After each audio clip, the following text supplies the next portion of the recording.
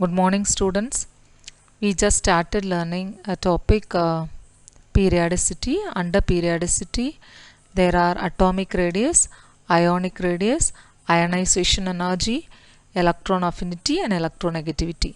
So, in this video, let's learn about what is ionization energy.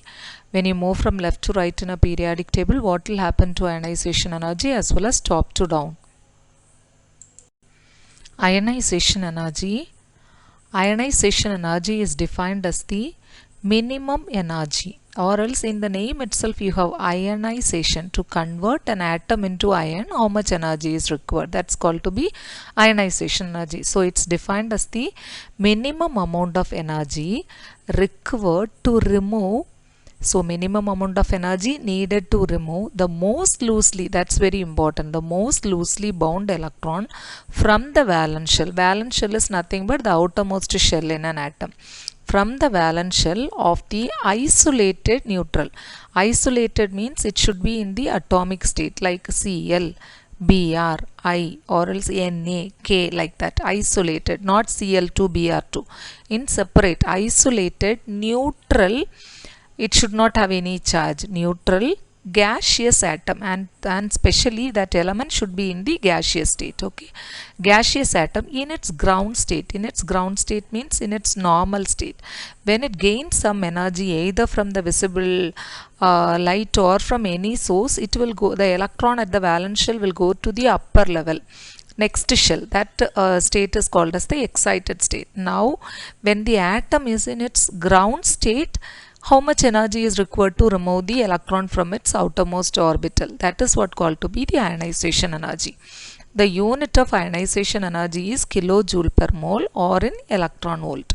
Here for that equation, metal like Na, sodium, and especially it should be in the gaseous atom. So metal, if it is in the solid state, we have to convert that into a gaseous state. When it was in the gaseous state, how much amount of energy required to remove its outermost electron? That's called the ionization energy. If an atom loses an electron, then it carry the charge called to be the positive charge, M plus.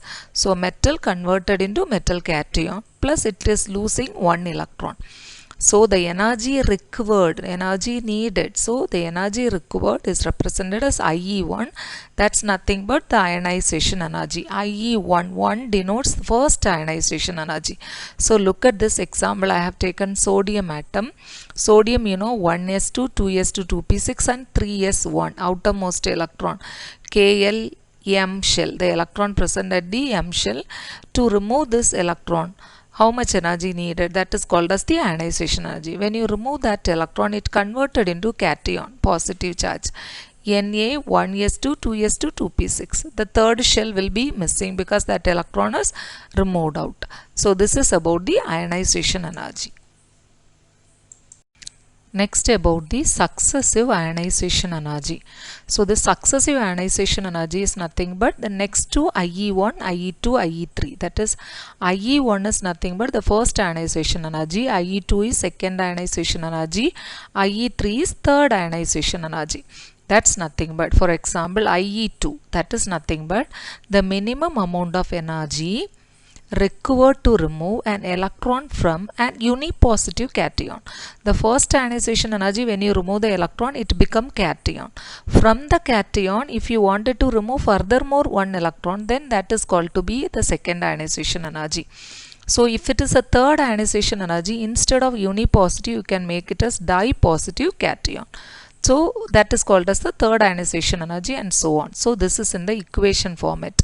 So I have taken a cation, it's in the gaseous state. I'm applying an energy and it get converted into M2 plus. One more electron is getting removed and it become dipositive ion. Okay. So when you compare the ionization energy of the first, second and third, always the first ionization energy is lesser than the second and then the third ionization energy. So let's see how these ionization energy varies, because I have taken an example here, lithium. Lithium atomic number is 3, so 1s2, 2s1. So now there is a first ionization energy. I am going to remove the one electron which is present at the outermost shell. So the outermost shell in this lithium is Kl. So when I remove one electron, that shell is removed. Now we have an electron only present at the first shell. Now the second ionization energy, this first shell means this atom carry the positive charge. From this unipositive charge atom, I am going to remove one more electron. When I remove one more electron, the amount of energy required is called as the second ionization energy. When I remove one more electron, it becomes, see this nucleus at the center, outermost only one electron is present. Further, third ionization energy is only the last electron which is present. Further, I am removing that electron from this bipositive cation. I will get only the nucleus here. So when I compare all these three, look at here, lithium, the first ionization energy is 520 kilojoule per mole, second ionization is 7298, and this one, look at that, so it is getting on increasing. So always the first ionization energy is lesser. Likewise beryllium also, it is compared like this. But here, why this ionization energy differs from the first ionization, second ionization and third ionization? Why it vary? Because when you look at the atom lithium, what's the nuclear charge of lithium? Because there are 3 electron and 3 proton in that lithium. So the nuclear charge of lithium is 3. Even come here, this is Li+. This Li+, though it has only 2 electron, but its nuclear charge is same. How many nuclear charge? It is 3. Come to this case, it is Li2+. It has only 1 electron, but the nuclear charge is not yet affected. All the 3 protons are inside. So when the nuclear charge increases, it will able to pull the electron very effectively. So as the nuclear charge, number of electron decreases, but the nuclear charge is constant for lithium, Li+ and Li2+ in all the case. So the effective nuclear charge automatically increases because it is nothing but Z minus S. So here when the number of electron decreases, the S value will be lesser. So as the effective nuclear charge increases, hence the size of the atom decreases as well as effective nuclear charge increases, you have to give much energy to remove the outermost electron. That is why there is a ionization energy varies from IE1 to IE2 to IE3. So always IE3 is higher than IE2, IE2 is higher than the IE1. Next, about the periodic variation in periods. You know, the ionization energy increases along a period with a few exceptions. Okay, so here it generally it increases when you move from left to right in a periodic table. So look at this, when you move from left to right in a periodic table, it increases. So why it increases? There is a question, and this is the graph which shows how it increases. Look at here. For lithium, it's atomic number 3 and its ionization energy is somewhat 500. This is only about the first ionization energy. Okay, this is 500. The next, when the atomic number increases for beryllium, its ionization energy also increases somewhat 1000. And boron, this is somewhat deviation. Okay, that's what few exceptions. So here boron, then carbon increases, nitrogen, then there is a few exceptions. Next fluorine, neon, likewise it is increases. So there is a question, why along a period the ionization energy increases? Because when you consider the elements in period, like I'm taking the second period element, lithium, beryllium and all that, in that there are 2 shells. Okay, the extra electron coming or enter into the same shell. So here it is enter into the L shell. In beryllium also it is going to the L shell up to neon. The electrons are added into the same shell from lithium to neon. When the electrons are added, you know that the protons are also getting increased. For lithium, the proton is 3, beryllium proton is 4 and boron proton is 5. Likewise it is increasing. As the proton increases, it has a greater tendency to attract the electron towards itself. When the number of proton increases, it effectively pull or attract the electron towards itself. When it effectively attracts the electron towards itself, it is very difficult to remove the electron from the outermost orbital. Hence, when you move from left to right in a periodic table, the ionization energy is increases, because as the number of nuclear charge increases as well as the added electrons are enter into the same shell. Because of that reason, the ionization energy increases along a period.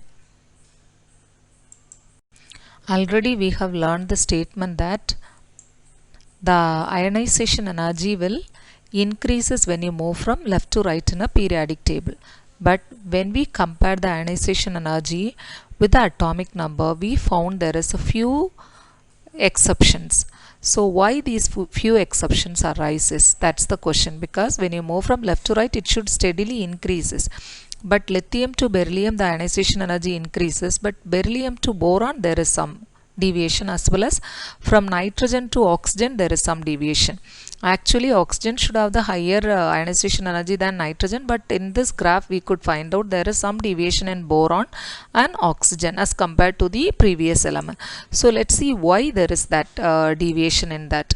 So that is due to look at that, beryllium with a completely filled 2s orbital. You know, beryllium atomic number, it is 4, so at 1s2 2s2, but in boron 1s2 2s2 2p1. When you compare these two, you know that the beryllium is highly stable because it has a completely filled configuration. If an atom is in completely filled configuration, it is said to be highly stable. It won't give its electron to be released out. So we have to give much energy to remove the electron from the stable configuration. But from the boron, one orbital is alone in 2p orbital, so it is ever ready to donate its electron, because only if it is lose its electron, it becomes stable. Hence, the ionization energy of this boron is lesser than the beryllium. The only reason it has a stable configuration. This is stable configuration, this is partially filled configuration. That is the reason behind why beryllium has 899 kilojoule per mole and boron have 800 kilojoule per. But we expected the boron should have more, but beryllium should be like beryllium and boron. Here nitrogen and oxygen also have a deviation in its ionization energy. So let's see that why ionization energy of nitrogen is higher than that of oxygen. So look at that from the graph. Nitrogen and oxygen, according to normal trend, when you move from left to right, it should increases, but here from nitrogen to oxygen, instead of increasing, it is getting decreased between nitrogen and oxygen. So here nitrogen have higher ionization energy than oxygen. Why? The reason. So the value of nitrogen is 1402 kilojoule per mole, but here 1314 kilojoule per mole.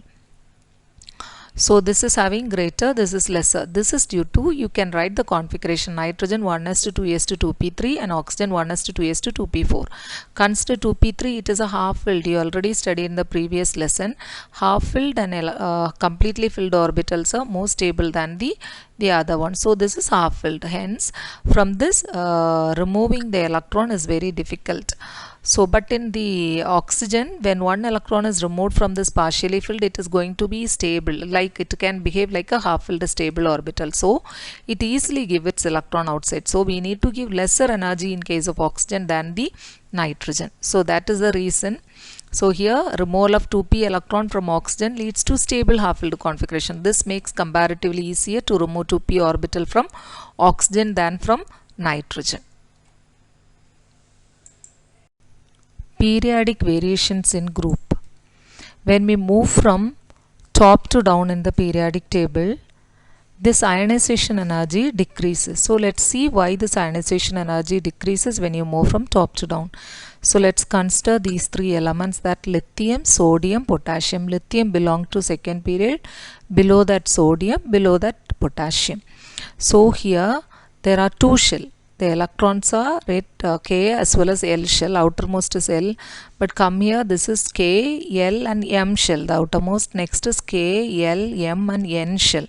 The last electron goes to N shell. So here the distance between the nucleus as well as the outermost shell electron is increases when you move from top to down in the periodic table. Hence, this electrostatic force of attraction or the nuclear force of attraction will be decreasing to the valence electron. So this nuclear attraction to the valence, as the distance increases, this nuclear attraction is getting decreases when you move from top to down. But in the case of lithium, only two shell, this nucleus can able to firmly attract all the electron towards itself. So it is very difficult to remove its electron. We have to give much energy. But when you come here, the distance increases, so that the electron at the last last shell will be loosely held. So we can easily remove that electron. Likewise, from top to down, the ionization energy decreases because the distance between the nucleus and the outermost shell increases. Ionization energy and shielding effect. How this ionization energy related to shielding effect? Let's see that. As we move down the group, the number of inner shells are increasing. So you all know that. Can consider lithium, sodium, potassium. Lithium, sodium, potassium, rubidium, cesium. Here the shell is inner shell is K shell, outer is L shell. Sodium, Kl, two shells are inner shell and third shell is going to be the outer shell. So here as the inner shell of the electron increases, so which increase the repulsive force exerted, that is the inner shell electron will repel the outer electron. Look at here, the electron present at the inner shell, this will repel the electron which is present at the outer shell, so that this electron will act as a shield between the nucleus and the outer electron. Due to as the number of inner shell increases, the ionization energy will decreases. That is what the ionization energy is inversely proportional to the number of inner shell. Look at here. In lithium, you have only one inner shell. Look at this. This is lithium. Inner shell is K shell alone. One inner shell. But when you consider sodium, there are two inner shell, K as well as L. Outermost, there is one electron. So when the inner shell is 1, its ionization energy is 520. But inner shell is 2, the ionization energy is getting decreases because there is a attraction between the nucleus and the outer is getting decreases. Okay. That is the reason why the ionization energy decreases when the number of inner shell increases. Let's learn another periodic property, electron affinity. Definition of electron affinity. So the word affinity itself shows that that's nothing but affection. So electron affection, that is what called to be electron affinity. So let's see the definition of electron affinity. It's defined as the amount of energy released. So in ionization energy we studied the amount of energy recovered, that is needed. But here the amount of energy is released when an electron is added to the valence shell of an atom. So when the electron is added, there electron is removed in ionization energy, but in electron affinity, the electron is added to the valence shell. Valence shell means the outermost shell. Valence shell of an isolated neutral gaseous atom. Here to the same word, isolated, neutral. Neutral means no charge. Neutral gaseous atom. The atom should be in the gaseous state, in its ground state to form its anion. When the electron is added, that neutral atom will get converted into anion. If the electron is released, then the neutral atom will get converted into cation. It's just reverse of that ionization energy. So the amount of energy released when an electron is added to the valence shell of an isolated neutral gaseous atom in its ground state to form its anion. The unit is same, kilojoule per mole. So here there is an equation. A neutral atom in its gaseous state when it gain electron. Okay, so it is gaining electron. When it gain electron, it releases the energy. How much energy does it release? Does an atom release to accept an electron? That is the concept. So when it accepts electron, it converted into minus charge. Look at here, this is a gaseous atom. When it gain electron, so the amount of energy released is A. When it gain, it become negative charge. Here this is the first electron affinity. When it gain one electron, the first electron, so it carry minus 1. This is second electron affinity.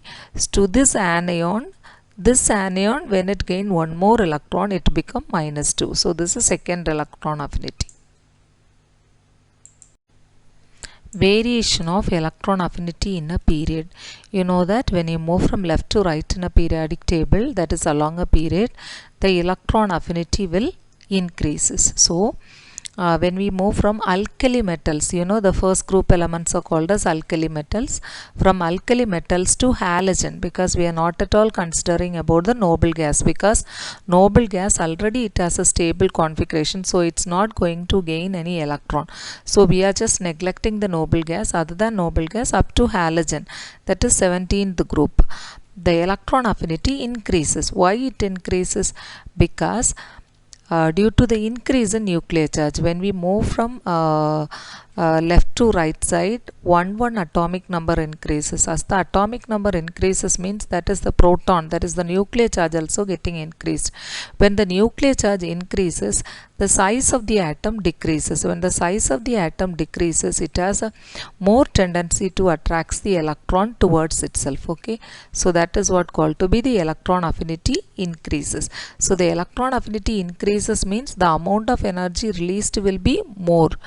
Okay, so here why does this electron affinity increases across a period? Because here left to right, when you move, the radius is decreasing. The radius decrease means the nucleus have a greater attraction to pull the electron towards itself. So that is the main reason why the electron affinity is changing from left to right, that is increases from left to right. Now we are going to consider the first period element.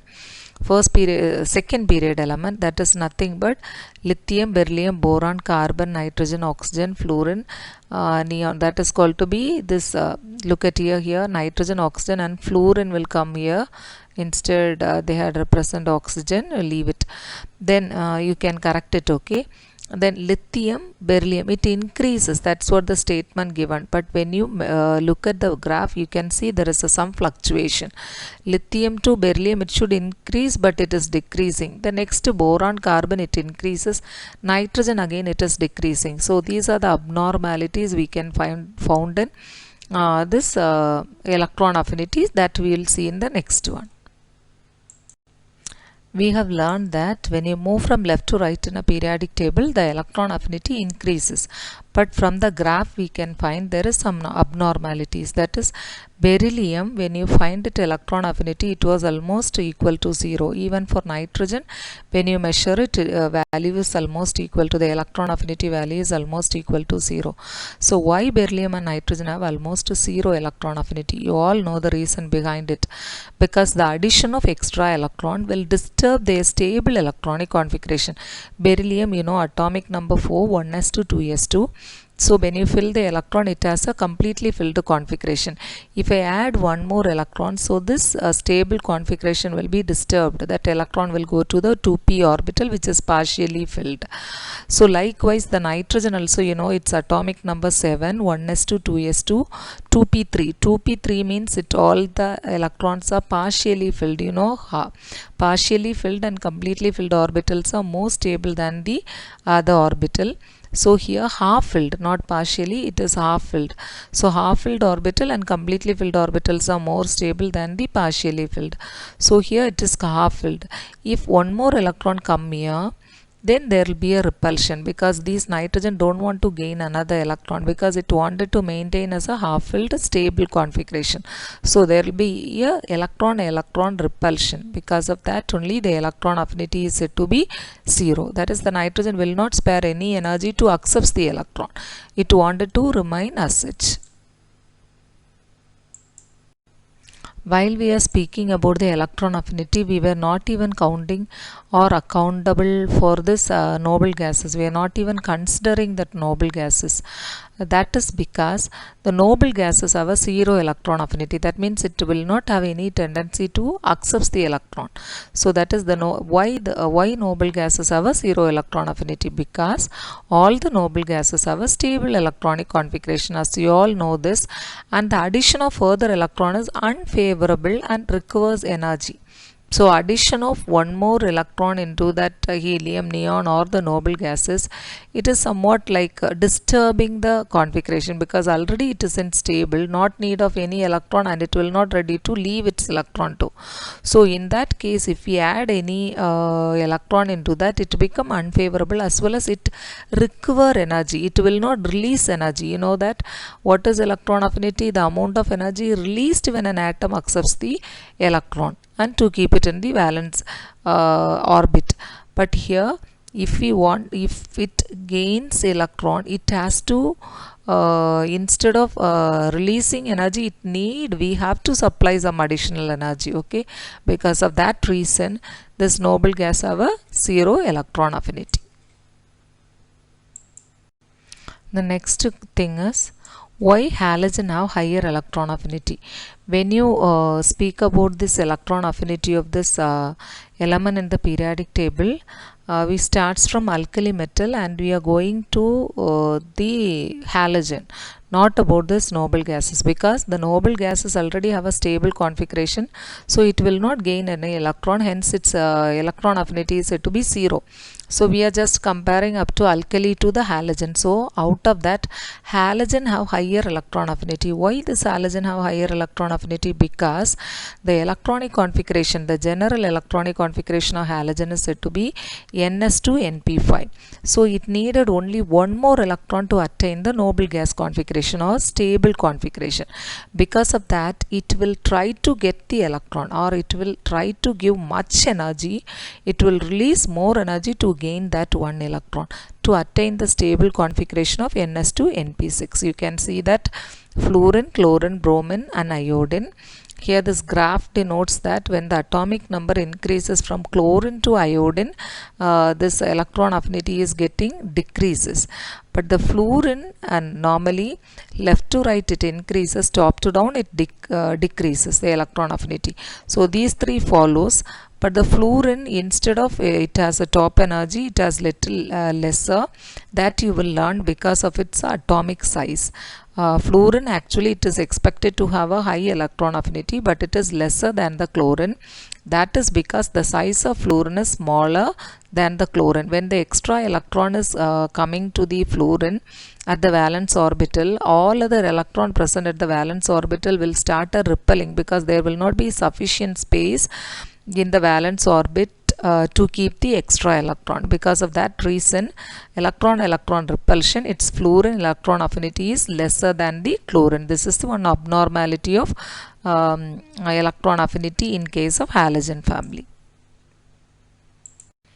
Variation of electron affinity in a group. That means when you move from top to down, what will happen to the electron affinity? As we move down a group, generally the electron affinity decreases. Left to right increases, top to down decreases. Why it decreases? This is due to the increase in atomic size. From the top to down, the extra electrons are entered into the new shell. So the size of the atom increases due to the increase in atomic size, as well as the shielding effect of inner electron. When the size increases, the number of inner shell also increases. When the number of inner shell increases, it will act as a shield between the nucleus and the outermost electron. So due to that purpose, that electron affinity decreases. We know that when we move from top to down in the periodic table, the electron affinity should decrease steadily. So here I have taken group halogen group as well as the oxygen group. In oxygen group, you can see that sulfur, selenium, tellurium and polonium, there was slight decrease in the electron affinity as from the normal trend. But oxygen, instead of it as this oxygen to be positioned to be little higher than sulfur, but it is lower. It is experimentally it is said to be little less. When you compare the electron affinity of this oxygen, it was somewhat 100 plus, between 100 and 200. But for sulfur, it is said to be more than 200. But actually, it should decrease. That is, from oxygen to sulfur, there should be a decrease, but it has not taken place. Likewise, only this fluorine to chlorine. Actually, the fluorine should have higher electron affinity than chlorine, but it is not happening. Why? That reason is, so why oxygen and sulfur have lower electron affinity than sulfur and chlorine? So this is due to, already I said, fluorine, its size is very smaller. Likewise, oxygen also, the first element of that group, oxygen and fluorine, its atomic size are very small and have high electron density. Then the extra electron added to oxygen and sulfur has to go to the 2p orbital. Fluorine, it is 2s2 2p5. Oxygen, it is 2s2 2p4. So the extra incoming electron should occupy the 2p orbital in fluorine as well as in the oxygen. But in the case of chlorine and sulfur, the extra electrons are entered into the 3p orbital. So when you compare the size of this 2p and orbital, 2p orbital, which is relatively compact as compared to the 3p orbital. Therefore, the electron affinity of oxygen and fluorine are lower than the chlorine and sulfur. Another important periodic property is electronegativity. So let's learn detailedly about the electronegativity. Next, about the electronegativity.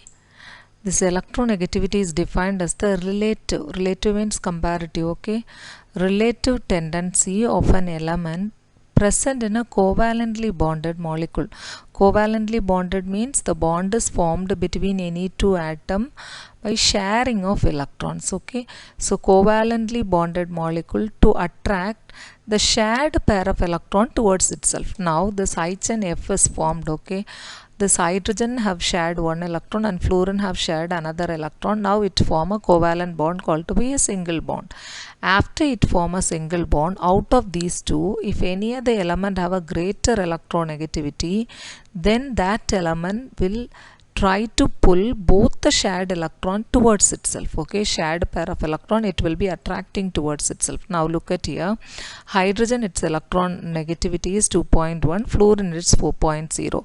when you compare this two, fluorine have higher electronegativity, hence after sharing the electron between both of them, this after forming a bond, this fluorine will pull the bond towards itself, towards fluorine, hence it carry the charge called to be negative because the electron pair is shifted towards the fluorine, so it carry partially negative. Hydrogen, it is losing electron towards fluorine, so it carry partially positive. So here too there is O and H. Compare the electronegativity of oxygen, it is 3.5 and hydrogen it is 2.1. So you know that who will be having the greater pulling power? This who is that? Oxygen. Oxygen will be attracting both the electron, one hydrogen electron, another one its own electron, both the electron it will be attracting towards the oxygen. So this carry partially negative and this will be carrying partially positive.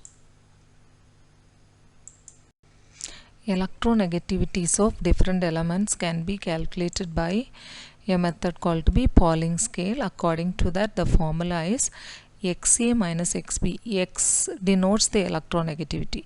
Xa means the electronegativity of element A minus electronegativity of element B will be equal to 0.182 into root of EAB. EAB is nothing but the energy required to break a bond between A and B, that is the bond dissociation energies of AB, that is called to be EAB minus EAA, that is the bond dissociation energy of AA.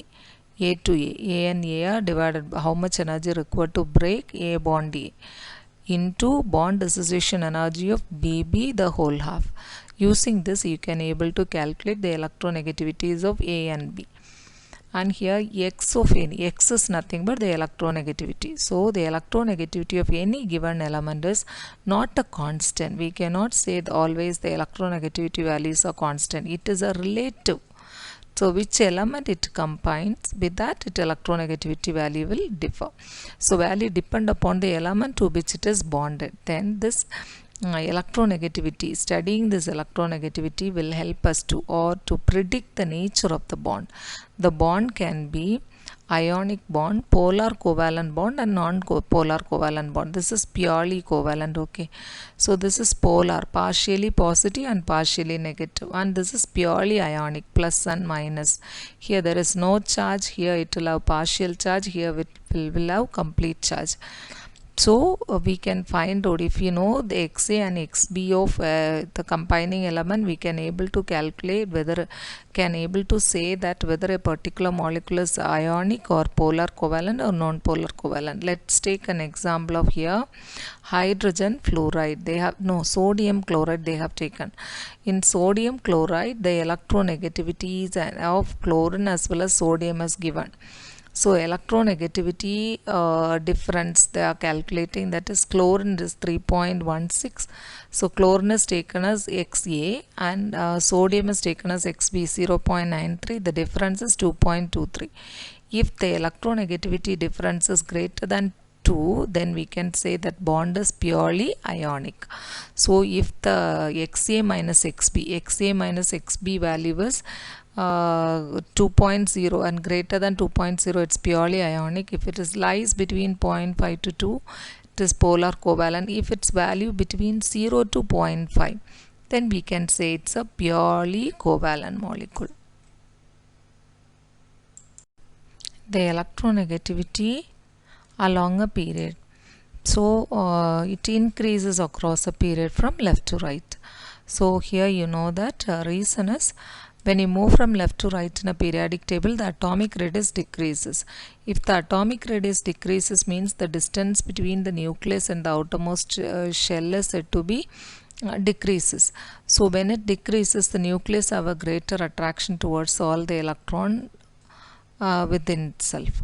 Hence, that smaller atom have a greater tendency to attract the shared pair of electron towards itself. Because of that, when you move from left to right in a periodic table, the electronegativity increases. Can look at the second period element from lithium, beryllium, boron, carbon, nitrogen and oxygen, fluorine, where the electronegativity steadily increases when you move from left to right in the periodic table. Variation in a group. The electronegativity, how it varies in a group, it decreases down the group. So when we very good morning to you all.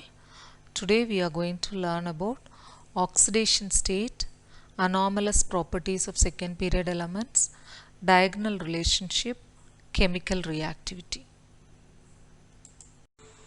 Under periodicity, we have learned what is ionization energy, atomic radius, ionic radius, electron affinity and electronegativity. So other than that, there are something like reactivity, valence or oxidation state, etc. also shows some periodicity to certain extent in the periodic table. So let's see what is meant by valence or oxidation state. So the valence of an atom is nothing but the combining capacity relative to hydrogen atom. So let's take that the valence electron. The valence is nothing but the number of electron present at the outermost orbit, that is equal to the total number of electron in the valence shell. Valence shell is nothing but the outermost orbit, or equal to 8 minus the number of valence electron. Look at, take an example of the second period element. Lithium, beryllium, boron all belong to the second period, okay, not first period, second period, where lithium, its valence electron is 1, beryllium 2, 3, up to neon it comes to 8.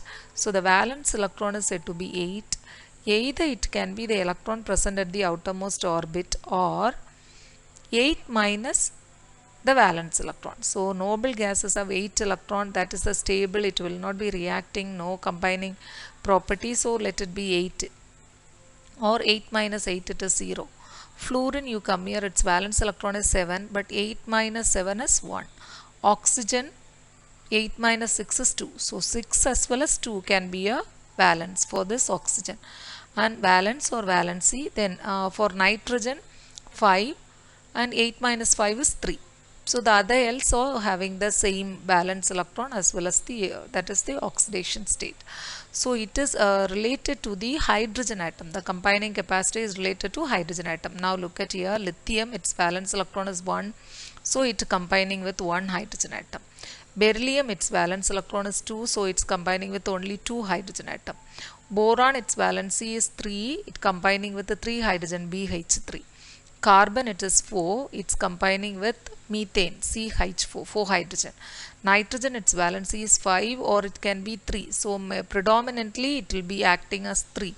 So N combining with the 3 hydrogen. Oxygen, it is 6 or 2, predominant is 2, so H2O. 2 hydrogen it is joining this oxygen. Fluorine 7 and 1, more predominant is 1. So look at here, hydrogen F, hydrogen fluoride. As well as some other example I have written, sodium, its valence electron is 1, so it combined with 1 hydrogen, that is NaH. Potassium also 1, so it is KH. Then calcium and magnesium, its valence electron is 2, so it combining with 2 hydrogen and it formula is CaH2 MgH2. Aluminium 3, so it will be AlH3, like that, okay. So here periodicity of valence or oxidation state. So we have learned in the last class that atomic radius and ionic radius, when you move from left to right, it decreases, to up to down it increases. Electron affinity, electronegativity and ionization energy, when you move from left to right, it increases, to up to down it decreases. Likewise, there is a question, what is the periodicity of valence or oxidation state? So either you can call it as a valency or valence or oxidation state. So let's see, when you move from left to right, what happened to the valence, or top to down, what will happen to the valence. That's about this. As the number of valence electrons same for the same group. Okay, so I have taken the first group, lithium, sodium, potassium, rubidium, cesium and francium belong to group number 1, where the number of valence electron is 1. So in the same group, the valence electron is same. But in a period, the number of valence electron increases. Along a period, valence electron increases. In a group, it constant, but along a period, it increases because the number of electron increases. Hence, the valence also increases. Number of electron increases, the valence electron. So the valence also getting increases. So, but here the another group also given, that is 15th group, nitrogen, phosphorus, arsenic, antimony, and bismuth, where the valence electron is 5. Another way the valence can be calculated by 8 minus 5, it is 3 and 5. It is a same group having the same valence electron. Some element shows variable valence, that is group number 15 element, you know the valence electron is 5, that is the outermost electron present in the orbit is said to be 5, but it shows 2 combining capacity, either 5 or 3. Likewise, there is transition and inner transition element also shows the variable valence. Transition element means D block element, and inner transition element means F block elements. So here there is an example given, scandium, titanium, vanadium, these all are the transition element, where scandium shows only 1 oxidation, but titanium shows 2, vanadium shows 4, chromium shows 4, manganese shows 5. Likewise, you can see that zinc shows only 1. So there are some elements in transition as well as inner transition shows variable oxidation state or variable valence.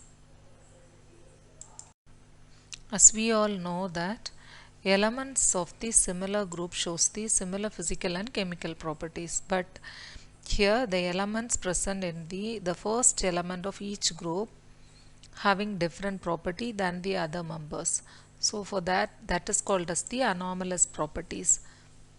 Here in alkali metal, the first element is lithium, and alkaline earth metal, the first one is beryllium. The lithium and beryllium form a covalent compounds. Covalent compounds means it is formed by sharing of electron, but the other member of that, next to lithium, there is another element called to be sodium, potassium, rubidium, cesium, francium and all that, which shows those form a compound which are called to be the ionic. Likewise, beryllium, this calcium, magnesium and all that, strontium, barium and radium, all that, or alkaline earth metals, those will form a ionic compound. See that magnesium form a magnesium halide, calcium halide, these are ionic in nature. So that is some abnormality. Then the element of the second period of 4 orbital. You know the second period is lithium, beryllium, boron, carbon up to neon. In that the electrons are filled at 2s2 to 2p6 orbital. So there we have a 4 orbitals. Hence it form a 4 covalent bond.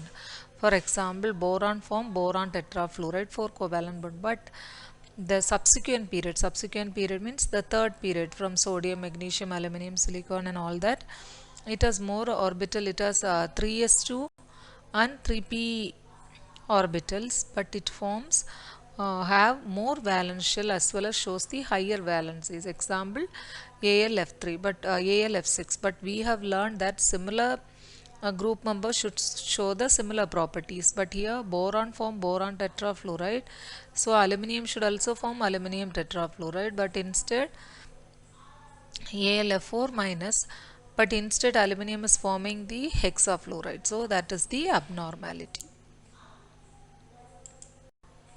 Diagonal relationship. The similarities in properties between the diagonally placed element is called as the diagonal relationship. Look at here, this lithium belongs to alkali metals and beryllium family belongs to alkaline earth metal. So this is the first group, second group, and this is 13th group, and this is 14th group. So normally the same group members will have the similar properties, but here there is a diagonal relationship between lithium and magnesium have a somewhat same properties, and beryllium and aluminum have some similar properties, and boron and silicon also have some of the similar properties. So it shows these elements are diagonally related to each other. Okay, so that is what called to be diagonal relationship. We all know that physical and chemical properties of the elements or the elements depend upon the valence electron present in the outermost orbit of an atom. So here the elements which are present at the left side of the periodic table or left extreme end of the periodic table will have less ionization energy. That means it very less energy can be enough to lose its electron. Okay, so less ionization energy, and hence it is readily lose its valence electrons. If it is have a less ionization energy, that means it can have high reactivity. Okay, then right side high electron affinity, ionization energy is less at the left extreme, but the right extreme the electron affinity is more. So we are just comparing ionization energy and electron affinity, as well as this is readily lose its electron at the left extreme element, but this is readily accepts the electron. Then based on the ionization energy, so we can say that the elements which present at the extreme ends in the periodic tables having high reactivity than the elements which is present in the middle of the periodic table. Then you all know noble gas, which are otherwise chemically inert because it has a completely filled electronic configuration. So it will not accept any electron as well as lose its electron. Only when it accept or lose electron that will undergo any chemical reaction. So here as it has a completely filled Ns2 Np6 configuration, it's not going to lose or gain the electron. Ionization energy and metallic character. We know ionization energy increases when you move from left to right in a periodic table. So element which is present in the lower left of the periodic table having the less ionization energy, and therefore it shows a metallic character. So these are called as the metal, and the elements at the top right on the portion of the periodic table is having high ionization energy, hence it has a non-metallic character. So this ionization energy and metallic character are directly related to each other. So we are going to analyze the nature of compound obtained when we compare the element at the extreme end of the periodic table. So here I am taking element sodium because it belongs to the extreme end as alkali metal, and another elements we are considering as halogen because as in the periodic table the noble gases are present at the extreme end, we are not considering it as because it has a stable configuration, it will not involve for any reactivity. So we are just considering the first group element and the 17 group element. In the first group element I have taken sodium. When sodium is made to react with oxygen, you are getting the metallic oxide, sodium oxide. The same manner from 17 group, chlorine is made to react with oxygen, you are getting the product called to be Cl2O7. That's nothing but dichlorine heptoxide. When these two, metallic oxide and non-metallic oxide, this is metallic oxide, this is non-metallic oxide. This metallic and non-metallic oxide is made to dissolve into the water. You are getting the two substance. The first one is called as the sodium hydroxide, which is a very strong base, and it is called as a basic oxide.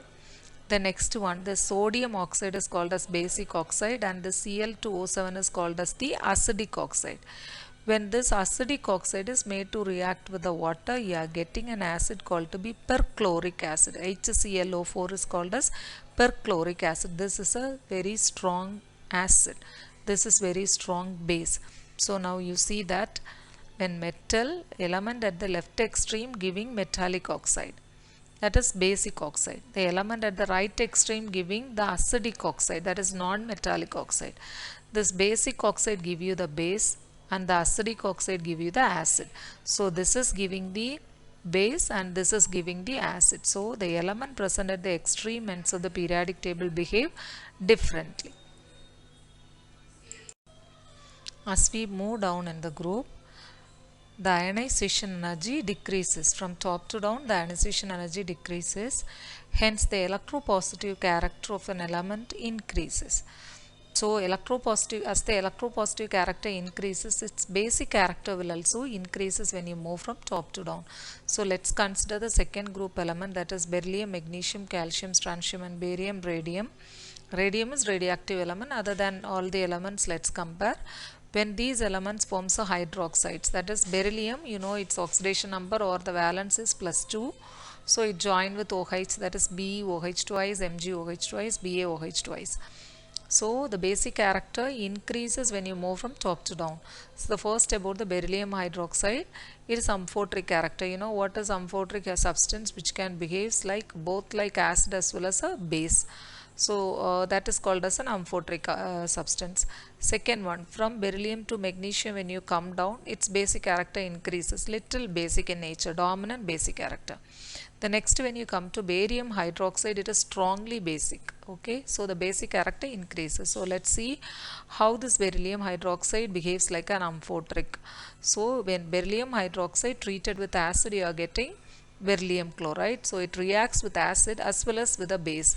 Beryllium hydroxide reacts with the base to give you sodium berylate. Okay, you are getting the salt.